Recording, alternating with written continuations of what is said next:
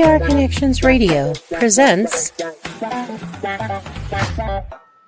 I guess you can be very successful without one, and probably some people do. But I would not have accomplished anywhere near what I have accomplished without a mentor. I have had a number of mentors, and my whole life has changed dramatically. I went from going nowhere to having a business that operates all over the world. If you want to win in a big way, you want to get a mentor. It's almost like getting a direct pipeline from their mind to your mind, where you're gaining all their wisdom, all their experience, and all the studying that they've done over a number of years. And like that, you get it all in a short period of time. Are mentors important? Well, I'm going to tell you, mentors literally changed the course of my life. Let's take a look at what thinking into results is and what it could do for you, how it came about. You see, my life had changed dramatically. I went from earning nothing to earning over $1 million a year. And I was sitting one day and I was thinking, how did all this happen? Do you know, I was reading Think and Grow Rich. I was studying Earl Nightingale's material. But a lot of people have read those books and studied Earl's material. And they weren't accomplishing what I was accomplishing. So I had to ask myself, what am I doing so different? You see, I had been raised to believe if you're going to earn a lot of money, you've got to be really smart. I was earning over $1 million a year, and I didn't think I was that bright. I was also raised to believe if you don't go to school, you can't win. Well, I hadn't gone to school. I went to high school for about 2 months. I didn't have a good job. I owned the entire company. If you want to be happy, healthy, and prosperous, it's all here. Thinking into results is going to show you how to get it. If what I've said really triggered something in your mind and you're thinking maybe, contact the certified PGI consultant, hit the button, leave the information, do yourself a favor, sit down and talk to them about what this program can do for you. This very well could be the decision that will change the rest of your life. Greetings. Thank you, Bob. Bob studied Think and Grow Rich and other self-development books for over 50 years. And Thinking in the Results is a culmination of all the things he's teaching. My name is Sid Maestri. I'm a certified consultant with Thinking in the Results. And today our lesson is Thinking in the Results at the heart of our program. And change your thinking, change your results. Easy to say, not as easy to do, but we're going to show you how. One of Bob's favorite expressions is, if you can tell me what you want, I can show you how to get it. And I like to say, the second shoe hits the floor, if you do exactly as I say. So we have a program, Bob's guiding you through it, and produces results. Well, I have a guest today, John Gage, and John's been a student of Thinking in Results for a number of years. John, how are you? I'm doing pretty good today. Good. So, woke up in a good mood, still in a good mood. So I guess that's okay. Well, Kind of that move forward thing. You wake up feeling good, you're going to stay feeling good. I use the expression that I greet the day with passion and unbridled enthusiasm. And I can't say that without smiling or laughing. I say unbridled, and I just think of a young colt galloping across a meadow. And that's the energy I have when I get up. If you excuse me a second, I left my door open. And I can see the sunlight behind me. So today, we're going to look at some of how the mind works. We had another last week, what we call the stick person or the secret genie. And we've got a little diagram here. And John's going to tell us something about our five senses there in the relationship to our mind. Well, I didn't realize I was sensitive, but okay, I can live with that. The stick figure came about basically because we couldn't see the mind. We didn't know what it was, and we think in pictures. So this is a way of picturing how your mind works. You have sight, hearing, smell, touch, taste. And then you have your conscious mind, your subconscious mind. And so how they work is the subconscious mind actually dictates behavior because it only understands reality, one thing, one way of doing things. And your conscious mind has the ability to reason and think things through before acting. The subconscious mind actually runs on emotions, or we call them feelings. So when you have all these things coming in, and your head's being pounded with sights, smells, sounds, taste, all of these senses are bringing things in, and if we don't use the conscious mind to filter it out, like a water filter filters bad stuff out, the subconscious is going to get overwhelmed. And our job with the conscious mind, our conscious thinking, is to filter what the subconscious gets and filter it down so it's getting what we want it to have. Does that make sense? Yes, I'd like to add just a little bit more to that. The subconscious mind has to accept everything that comes into it, whether it's real or not. And we use the expression that the conscious mind is the guardian to recognize and stop what's coming in. That's negative. That's in things that are positive. And we're able to determine what we let in with our, what we call the intellectual faculties or mental faculties. And there's 6 of them. I'll tell you the 6, and then John and I will share some of that with you.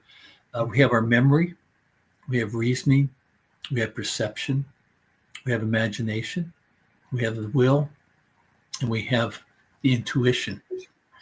And John, can you tell us a few things about memory? How it fits in? The one thing about memory is we have a misconception that memory can be weak, or the memory can be bad. Memory is perfect. We have weak memories because we end up having weak memories if we don't learn how to focus what we're doing and focus, because the mind's a muscle just like everything else. So you have to work it out. And one of the exercises Bob talks about is the focus exercise, because when you do this, you can, your higher facilities, you can make them, they're perfect. And they just require this exercise. It's called a focus exercise. The original exercise is taking a flame, setting it, I don't know, probably 10 feet from you, and then just sitting there and looking at it, emptying your mind, and just focus on that one thing. You don't have a flame, you can use a spot on the wall, you can use, and this works really well. And you just look at it, and you let your mind empty, and you start going, okay, I'm going to concentrate on this. And you try to get up to 20, 30 minutes doing this. That's a lot more difficult than people think it is, because we allow so much to distract us because of all those other senses that we have. And what this teaches you to do is to take those senses and filter out what you don't need at the moment and allow in what you do, so that the subconscious can absorb what you choose for it to absorb. And it's a great way to work that mind muscle out, and it helps you to reason, which is our next step. Yes. Our reasoning is our ability to think and create ideas. So whatever information experience that we're having, if we've done it before, if we like it, it's coming in. If we don't, we're blocking it. And often our paradigm, which is our collection of habitual habits, actions we take or thinking, and often we had an experience when we were young, and you don't want to try it again. Before the show started, John, I've never told you this. I didn't like fish. Growing up, I wouldn't have fish. And I can still remember at about 25 at a party, dinner party, and first course was a shrimp cocktail. Well, they had lemon, they had cocktail sauce. So I ate a shrimp for the first time. Well, that's the first thing I want to order if this is a seafood restaurant. I want a shrimp cocktail. And the same thing happened with avocados. My mother let the avocado ripen. By the time you cut it up in the salad, it's kind of squishy. I wouldn't touch it. I'm about 30 and I'm at a party and there's guacamole. One bite of that and I love guacamole. I was afraid to try something new. I have one other one. I'd never eaten sushi. And I still remember going out on a date. First time I met someone, our first date, I really liked her. I said, where do you want to go? I want to go to a Japanese restaurant. I'd never been to one. And I can only say, I'm glad they had some wasabi. And that got me through it. But since then, I have a good friend here in Las Vegas, Gene Nakanishi, and he owns the Osakas on Sahara near Valley View and one on Eastern. So I'm giving Gene and Osaka a plug, but they've been voted 20-something years as best in Las Vegas. So getting back to reasoning is to know that we're reasoning, that know our memory. If you're trying to think of something, this day and age with your iPhones and Google, if you can't quite remember something, you'll look it up. So with leaving reasoning, I'm going to turn perception over to my buddy, John. Well, perception is actually interesting because perception is the way we see things. One of the things Bob was mentioning at the beginning of and I just thought of it as he was talking, was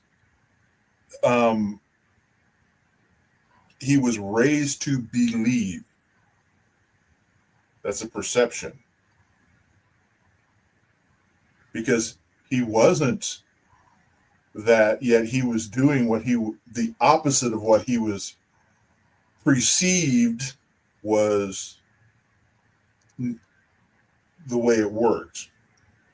But basically, the definition of perception is your point of view. You see something, causes you to think about how something can or cannot be done. So you can change your perception and originate the idea. And a good example of perception is like, there's no writing on this book. And the Yes, people there is. Yes, you are going to say, yeah, there is writing. But we were talking yesterday about this, and one of the things that I don't think gets enough attention, and actually this has writing on the back, but it doesn't say this. This has a definition, it's a guided journal for establishing effective mental habits. And this just says, no, it's Think and Grow Rich. So it's two different things. But if you're showing it to an audience, some people in the audience are going to see it this way. Some people are going to see it this way. Some people are going to see it this way. Other people are going to see it like this, or like this, or like this, because all our perceptions are different. And we may see the same thing, but have a slightly different view of it just because of how we saw it. And it fits into that old adage of you can if you think you can. And that's kind of what perception is. If I think I can do it, I can do it. I think I can't do it, I can't do it. You're right, because it's your perception, it's your belief in you. And that, whether you understand you have that belief or not, which is where Bob was at, is something that you have to learn about. I mean, do you have anything else to add to that? I think you have a poem that you'd like to talk about with that, right? I do have a poem, but you reminded me, I still remember this conversation about 10 years ago with someone. And I could say a perception. I had an idea of a situation that they were involved with. And I expressed my viewpoint. And it was a lady, and she gave me the best lesson because I've never forgotten it. She says, "Well, that's your perspective. That's your perspective." Mm-hmm. And I thought, well, that makes sense. I'm seeing it one way, and she's seeing it another way. Right. So I've loved perception. This is my copy of Think and Grow Rich. It goes back a number of years. And there's a little poem in here I'd like to read. If you think you are beaten, you are. If you think you dare not, you don't. If you like to win, but you think you can't, it is almost certain you won't. If you think you'll lose, you're lost. For out of the world we find success begins with a fellow's will. It's all in the state of mind.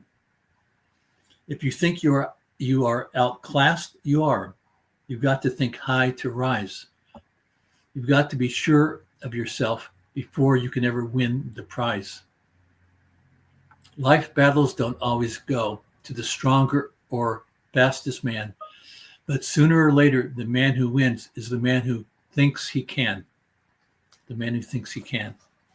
Because he doesn't quit. Okay. Life is a 6-inch game played between your ears. And that just occurred to me. And there was another, the other one that's really emphasized Napoleon Hill and Bob in Thinking and the Results. And that is, whatever the mind can conceive and believe, the mind can achieve. So right. It's all variations of you can if you think you can. Yeah. It really is. The other thing that goes with it is to believe. So you have that idea. When you believe it, it's like 3 steps. When you move into belief,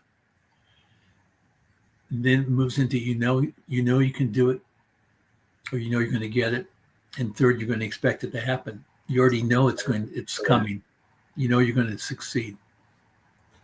And that's this is a little off subject, but it's part of the whole thing. That's part of the reason why at the very beginning we say the goal never changes. The plan does. Yeah. That's I think that's one of the biggest aspects of success. Where I lived, there was a lumber mill. It failed 4 times. But the owner said, if you stick with me to all of his administration, I'll make you millionaires. On the 5th try, it worked. And not only did he make a millionaire, he made a multi-millionaires because he got it to work correctly. He just had to change the plan 4 times. There are 10,000 times if it's a light bulb. John likes to refer to Thomas Edison. Absolutely. I love Thomas Edison. It took 10,000 plus experiments to get the incandescent light bulb. And the story goes that someone asked him, "Weren't you discouraged? You failed 10,000 times." And he says, "No, I didn't. I found 10,000 ways not to make a light bulb." Exactly. Yep. Which And leads yeah, that's you can't. I'm sorry, it amazes me. good. I want to move on to imagination. Yes, absolutely. We had memory, reason, perception, imagination. I like to say imagination is the most important thing in our mind. Nothing happens on this planet without imagination. I always like to use the chair. The very first chair, the idea came into somebody's mind, and then they built a chair. The ideas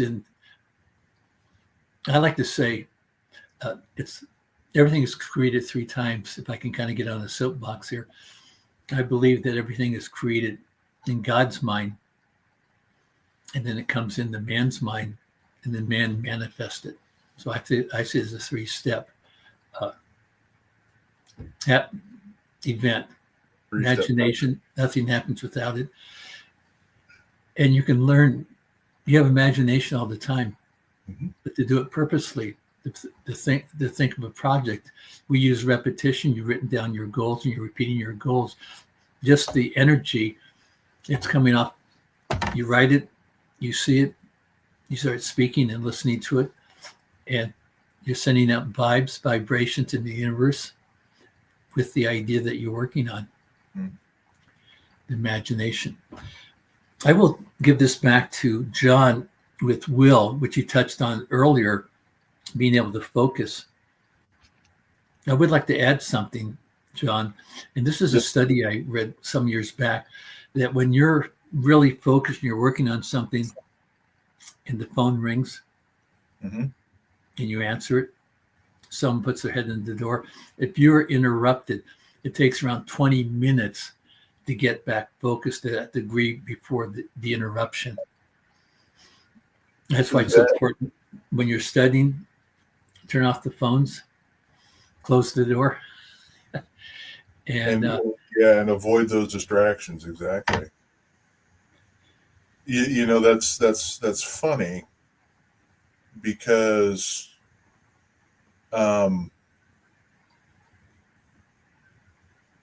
the focusing, you know, that's why he tells you that the focusing exercise takes 20 or 30 minutes.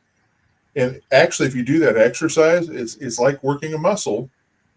Your recovery time is quicker. So sometimes it doesn't necessarily take 20 minutes, but if you just keep those out, and you learn to block those out, even if you've forgotten, say, to mute your phone, you have the ability to ignore it. And it helps with that because that's part of your will. Just like everything, you got to strengthen everything you're doing. So, you know, so by strengthening your will, it gives you the ability to hold, you know, thought, the picture of your goal, let's say, and hold it in your mind all day long. Or, you know, if you're just learning how to do this 20 or 30 minutes at a time, because we teach people to start out with repeating this multiple times, 2 or 3 times a day to yourself. Eventually you start thinking about it all the time. And that's part of how you build your will. So practicing that with that focusing exercise will actually help you stay on track for your goals because it teaches you how to do that. And that's what we do here. John, you reminded me of one of Bob's stories. Okay. He had a golfer come to him. It was a pro golfer. And he was just struggling. Okay.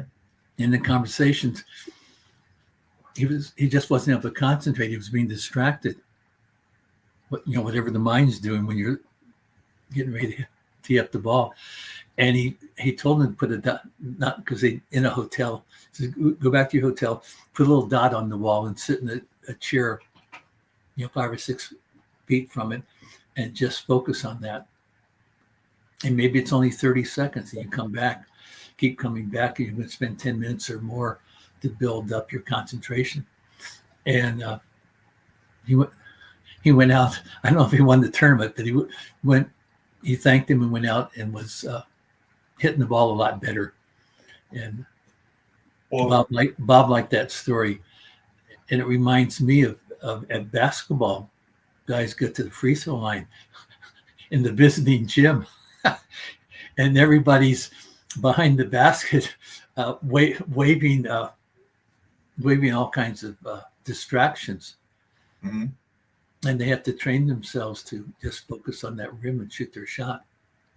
And that's something that and I think when it's something we enjoy doing, it's easier to do, of course.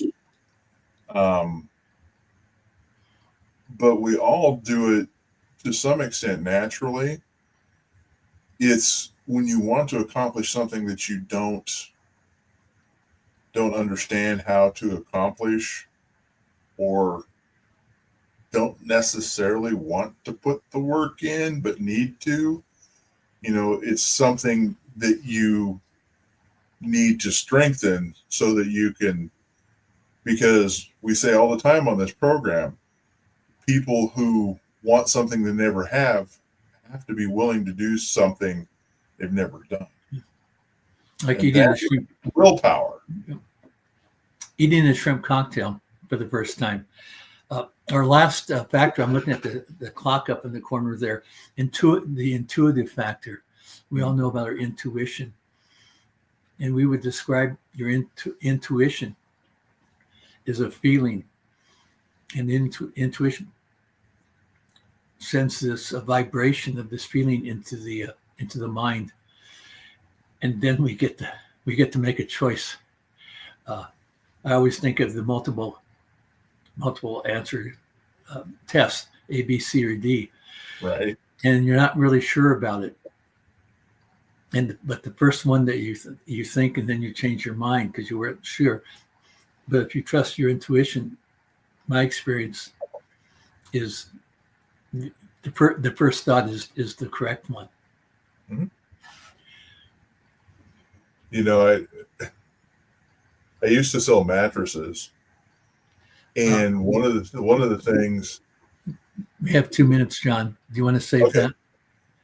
I'm only What's that? saying that. I want to say to save the mattress for our next lesson. Because it's a good story, because it does talk about how intuition works. But we can do that next week. I'm okay with that. Good. I just wanted to let everybody know. My website is sidmaestri.thinkingandresults.com, and it just showed up on our screen. You go there, you get to see the full video with Bob. You'll learn what all the components, what happens with thinking and results, how it can change your life. Helps you get a job, promotion, make more money, better relationship, weight management.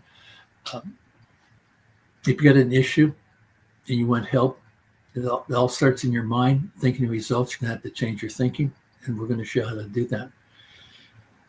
So Sid Maestri, thinkingandresults.com. You go there. If you want to talk to me or contact me, hit the contact, send a little message, and we can have a chat and discover what's your goal, the one you've been thinking about, haven't taken any action for. I call it the big enchilada, the big dream, the one you don't talk about because everybody said you couldn't do it. Make fun of you for it. But if you have desire, we can help you. Yep. The key is repetition. Know what you want and repeating it, writing it down, recording it, whatever your goals are. John, thank you so much. It's always a pleasure. You always have some interesting ideas, and you always bring another perspective. Yes. Imagine that. That might have been something we talked about today. That's the word of the day. Perspective. Oh, very good.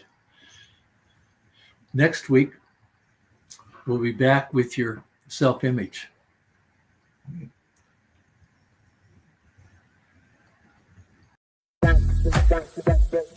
PR Connections Radio thanks you for watching this podcast. Check out more episodes of this show and our others at prconnectionsradio.com.